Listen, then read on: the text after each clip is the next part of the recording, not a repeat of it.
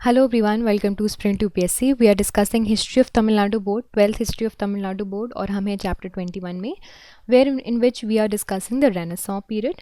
So basically हमने Italy में किस तरह से इंट्रोडक्शन हुआ, रिवाइवल कैसे हुआ, इनका लिटरेचर हम वो समझ चुके हैं. इस सेशन में हम समझने की कोशिश करेंगे about the renaissance art, sculpture, sciences, development of sciences and what all are the results of renaissance period.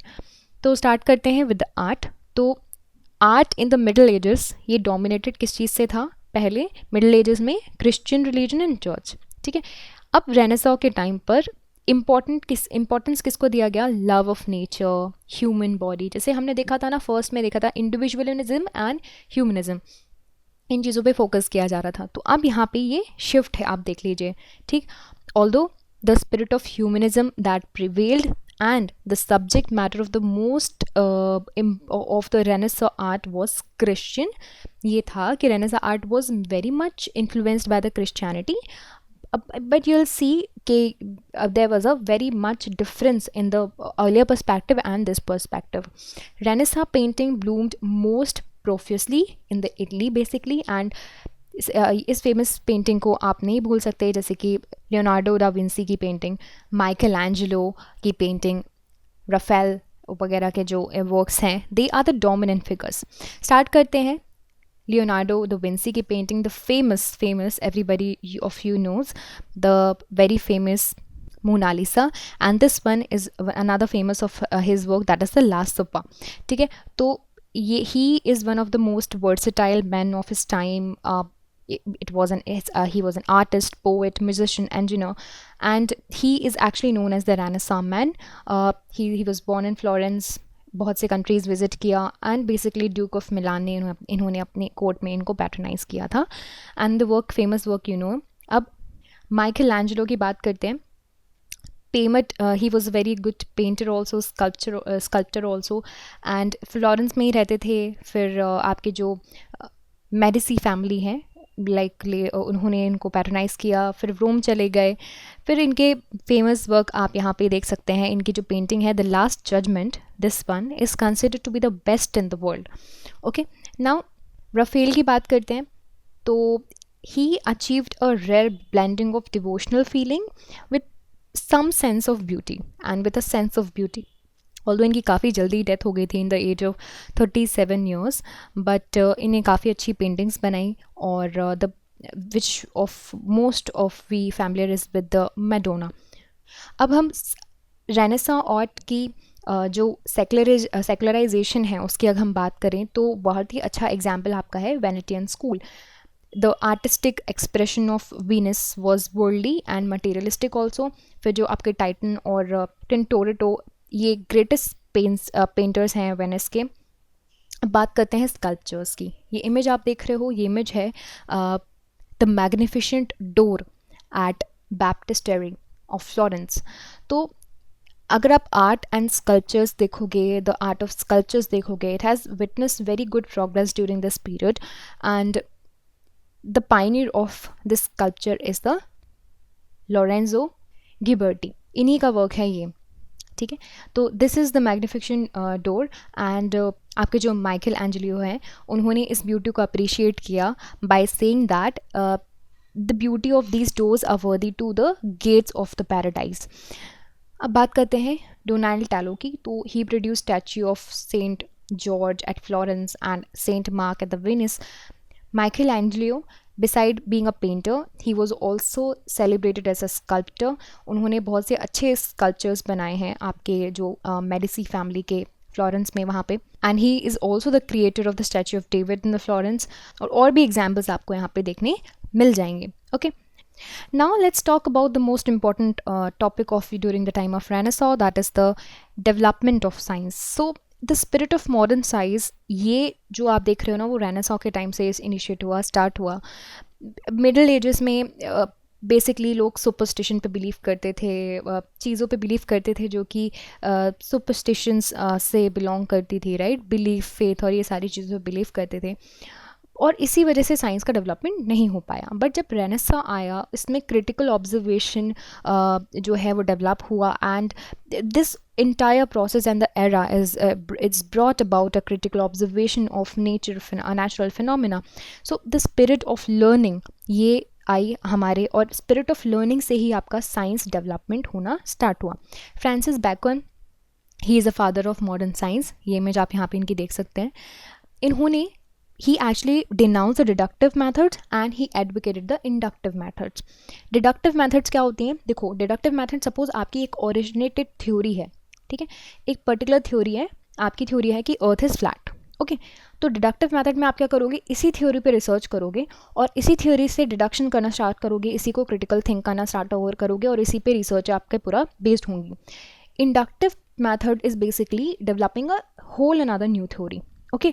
और एक न्यू थ्योरी डेवलप करना एंड एक नई जो है खोज की तरफ जाना इज़ बेसिकली इंडक्टिव मेथड. तो इन्होंने ये चीज़ स्टार्ट की थी. डेस्कार्टेस की बात करें तो he brought out convincingly the necessity of questioning everything. तो ही बिलीव्ड इन कि डाउट करो हर एक चीज़ को. आइडिया ऑफ डाउट इनका था बेसिकली, ठीक है. और उसी से जो है साइंस स्टार्ट हुआ कि नहीं, जो अर्थ है वो फ्लैट नहीं है, वो गोल है या फिर वो ट्रायंगुलर शेप में है या फिर जो भी है, आप डाउट करो कि नहीं ये नहीं हो सकता, राइट. तो ये उन्होंने लेकर आए थे.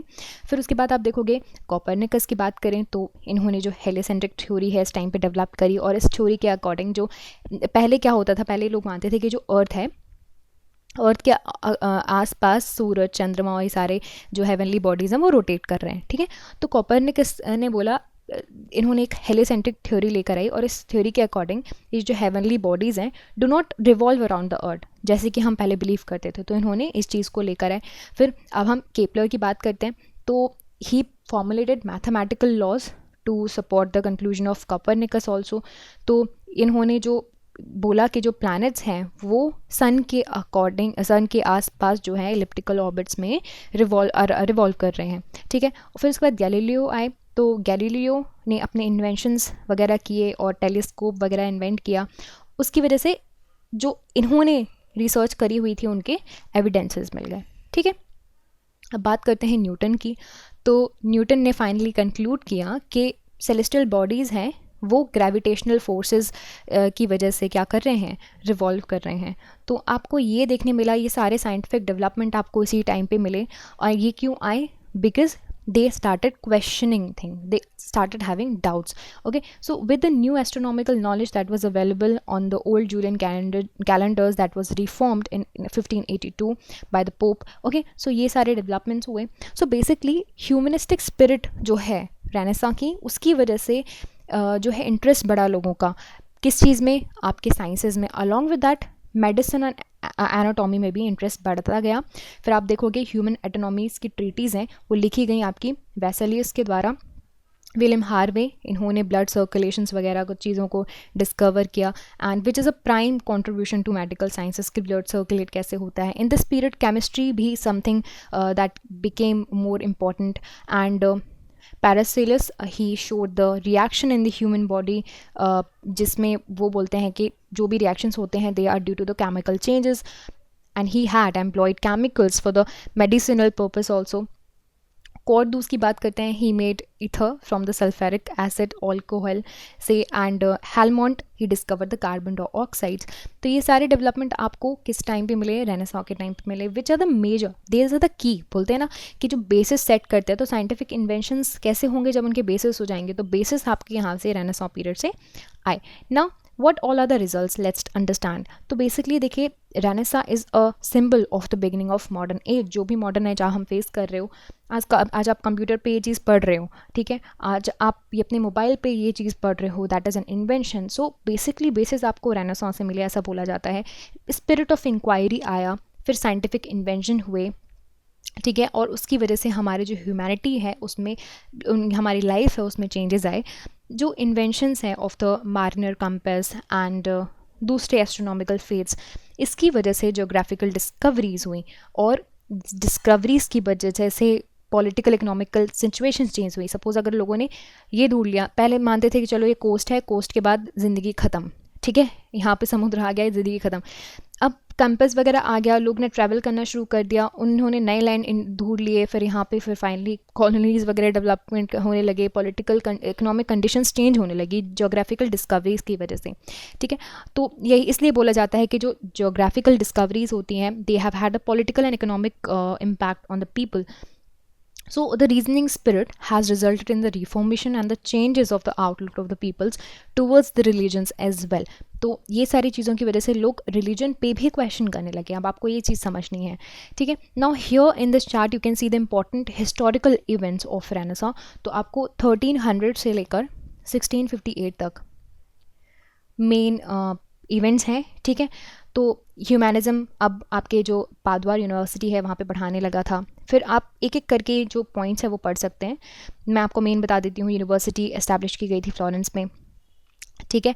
और ये जो पेंटिंग्स वगैरह हैं आप ऑलरेडी पढ़ चुके हैं. देखिए यहाँ पे Isaac Newton's principle mathematica it was published. So these all is a series of event that happened during the Renaissance. So this is it about this entire session. I hope you liked this video, and if you did, you can subscribe to the YouTube channel for more videos and updates, and also you can download the Sprint UPSC app to practice book chapter and topic wise. Remember candidates, just reading books and watching videos are not going to help you out unless you practice thoroughly. So identify your mistakes and work to improve your performance, and Sprint UPSC is the perfect app to do all of this. अगर आपको ये video पसंद आया हो तो हमारे YouTube channel को subscribe कीजिए और वीडियोज़ एंड अपडेट्स के लिए साथ ही साथ डाउनलोड कीजिए स्प्रिंट यूपीएससी ऐप. यहाँ पर आप अपनी books chapter and topic wise practice कर सकते हो. देखिए सिर्फ बुक पढ़ने से और वीडियोस देखने से मदद नहीं मिलेगी. जब तक आप अच्छे से प्रैक्टिस नहीं करोगे तो अपनी मिस्टेक्स को जानिए, परफॉर्मेंस को इम्प्रूव कीजिए, और स्प्रिंट यूपीएससी इसके लिए परफेक्ट ऐप है.